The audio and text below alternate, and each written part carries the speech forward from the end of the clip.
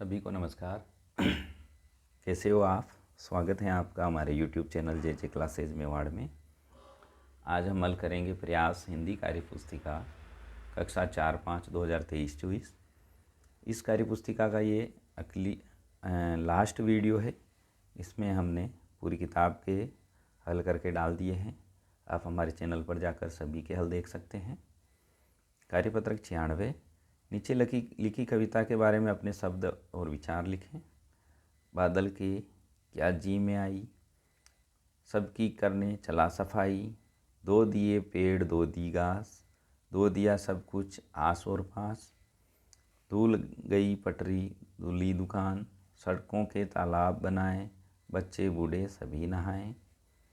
वर्षा आने पर पानी बरसता है, जिससे पेड़ घास सबकी धूल मिट्टी धुल जाती है। वर्षा से पटरी एवं दुकानें भी धुल जाती है, सड़कों पर पानी पानी हो जाता है और जो कि तालाब जैसा नज़र आता है।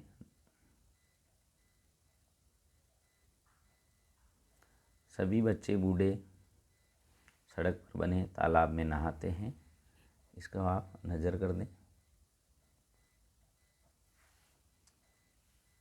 अपनी पसंद की कविता लिखें। कोई भी आपकी पसंद की आप यहाँ कविता लिख सकते हो।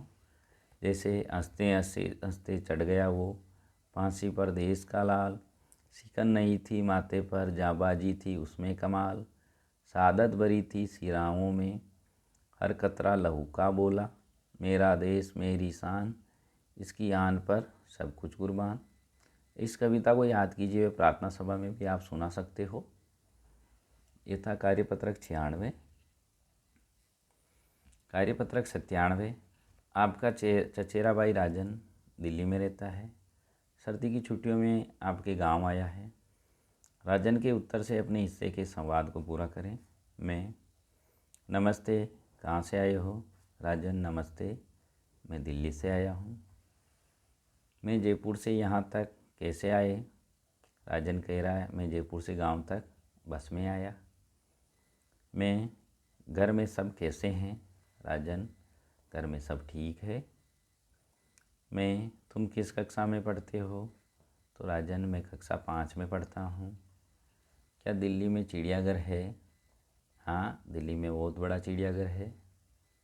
आपको हमारे गांव कैसा लगा? मुझे आपका गांव बहुत अच्छा लगा। ये एक दूसरे से बात कर रहे हैं। ये था कार्यपत्रक 97। कार्यपत्रक 98। निम्नलिखित पहेलियों को पढ़कर चित्र से मिलान कीजिए। मेंढक टर टर की रट लगाऊं, फुदक फुदक पानी में जाऊं। ये टर टर की रट लगाने वाला होगा मेंढक। मेंढक से मिलान करें। धीमी चाल से चलता जाऊं, दौड़ में फिर भी जीत में पाऊं। ये होगा कछुआ। छत पर बैठकर केला खाऊं, इधर उधर में कूद लगाऊं। केला खाएगा ये बंदर। बंदर से मिलान करें। जाग जाग रात बिताऊं, दिन निकले तो मैं सो जाऊं। रात को जागने वाला होगा उल्लू। दूसरा प्रश्न है, अपने शिक्षक की सहायता से आप भी पहेलियाँ लिखिए। एक छोटा सा बंदर जो चले पानी के अंदर, वो होगा मेंढक। बिल्ली की पूंछ हाथ में, बिल्ली रहे इलाहाबाद में, ये है पतंग। हरी डिब्बी पीला मकान, उसमें बैठा कल्लू राम, ये होगा पपीता। सोने को पलंग नहीं, नहीं महल बनाए, 1 रुपया पास नहीं फिर भी राजा कहलाए, वो होगा शेर।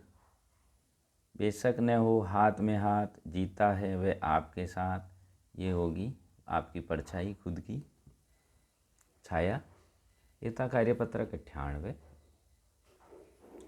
कार्यपत्रक 99। शेर ने खरगोश के साथ कुएं पर जाकर पानी में अपनी परछाई देखी और उसने अपनी परछाई को दूसरा शेर समझ लिया। उस शेर को मारने के लिए वह कुएं में कूद गया। क्या होता है यदि खरगोश और शेर में दोस्ती हो जाती? दोनों में दोस्ती हो जाती तो खरगोश शेर को बता देता कि कुएं में जो दिख रहा है वह शेर नहीं है दोस्त, वह तो अपनी खुद की परछाई है, अतः कुएं में जाने की आवश्यकता नहीं है। शेर अपनी परछाई को समझ लेता और दूसरा शेर नहीं समझता तो यदि शेर अपनी परछाई को समझ लेता और वैसे तो वह खरगोश को मारकर खा जाता, क्योंकि शेर कुएं में नहीं कूदता, वह एक एक कर सारे जानवरों को मारकर खा जाता। तीसरा है, शेर के बाद जंगल का राजा कौन बनता है और क्यों? शेर के बाद जंगल का राजा हाथी बनता है, क्योंकि वह आकार में सबसे बड़ा होता है, इसलिए वह कहता है अब मैं तुम्हारा राजा हूँ। ये था कार्यपत्रक 99। कार्यपत्रक 100 जो इस किताब का आखिरी कार्यपत्रक है। चित्र देखकर कहानी लिखें। इधर देखें पहले चित्र में ये बंदर पतंग उड़ा रहा है, इधर शेर और पीछे देख रहे हैं दूसरे जानवर। पतंग ने पतंग ऊपर की, फिर पतंग कट गई और नीचे गिर गई और ये चिड़िया पतंग वापस लेकर आई। इस कहानी को हम नीचे लिखेंगे। एक बार एक बंदर एक पतंग से धागा मिल गया। बंदर को एक पतंग व धागा मिल गया। वह बहुत खुश हुआ। फिर रहा था उसने गिलहरी को चरखी पकड़ा दी और खुद पतंग उड़ाने लगा। सारे जानवर उसे ऐसा करते देख रहे थे। तभी अचानक उसकी पतंग कटकर उड़ जाती है तो वह बंदर बहुत दुखी हो जाता है। उसे दुखी देखकर सभी जानवर भी परेशान हो गए। तभी कबूतर उड़कर गया और बंदर की पतंग को पकड़ कर ले आया। बंदर अपनी पतंग को वापस पाकर बहुत खुश हुआ और कबूतर को धन्यवाद दिया।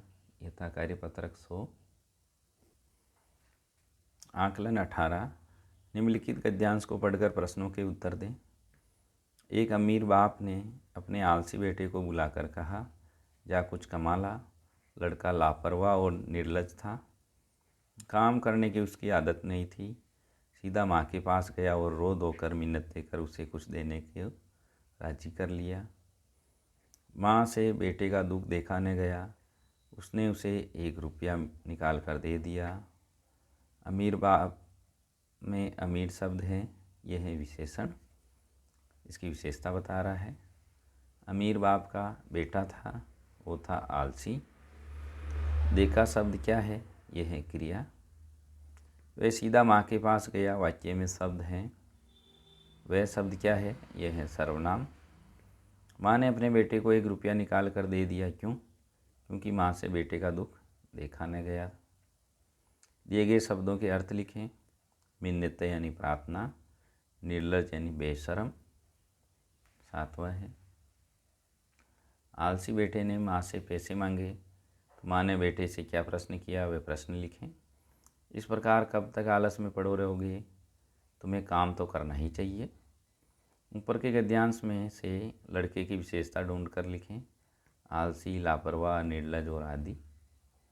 आपके विद्यालय से छुट्टी लेकर घर जाना है।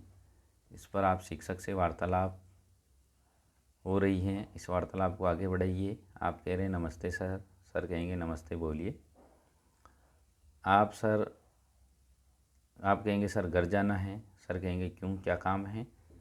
आप कहेंगे मेरे घर पर काम है, सर आपके घर पर फ़ोन करके पूछता हूँ। आप कहेंगे जी सर, आप पापा के नंबर पर कर लीजिए। 10वां, आपकी पसंद की कोई एक पहेली लिखिए। 3 अक्षर का मेरा नाम, उल्टा सीधा एक समान। इसका उत्तर है जहाज और डालडा, दोनों भी इस पहेली के अक्षर हैं। यह था कार्यपत्रक 96, 97, 98, 99, 100 और आकलन 18 का हल। इस कार्य पुस्तिका के हमने सभी कार्यपत्रक व सभी आकलन के हल करके हमारे चैनल पर डाल दिए हैं। वहाँ जाकर आप सभी के हल एक साथ भी देख सकते हैं और अन्य सभी कक्षा 3 से 8 तक के सभी कार्य पुस्तिकाओं के हल भी हमारे चैनल पर उपलब्ध हैं। वहाँ से भी आप देखें।